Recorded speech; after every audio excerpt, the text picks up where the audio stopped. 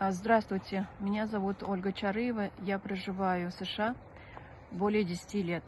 Я сама уроженка Туркменистана и близко знакома с происходящим беспределом в Туркменистане.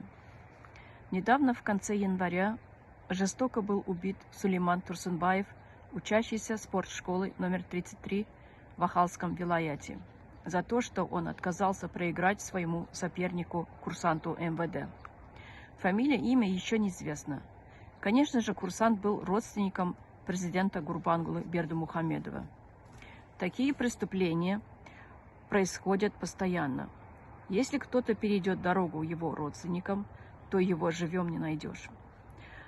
Но в этом случае мы, народ, решили донести до мирового сообщества, до правозащитных организаций и всех остальных организаций по правам человека.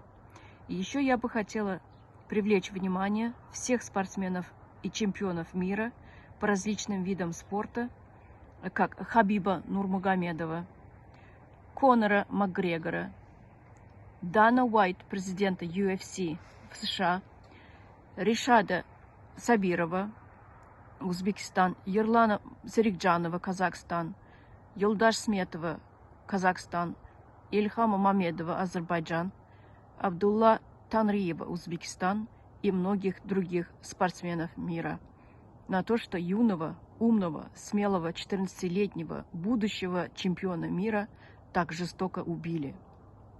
Все спортсмены мира, вы должны знать, что в Туркменистане родственники президента Гурбангулы Бердымухамедова беспредельно обращаются с простым народом и остаются безнаказанными.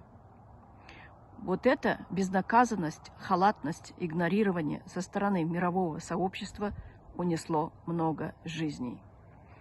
Бедные родители Сулеймана, оставшиеся без опоры, без защиты, со своим горем, запугиваются со стороны силовиков Туркменистана. Дорогие граждане, правозащитники всех стран, не оставайтесь на стороне равнодушными. Это горе всего народа. А также мы, народ, требуем у властей Туркменистана найти преступников этого преступления и наказать по закону, и чтобы суд был открытым, а не, как всегда, за закрытыми дверями, сфабрикованными уголовными делами. Спасибо за внимание.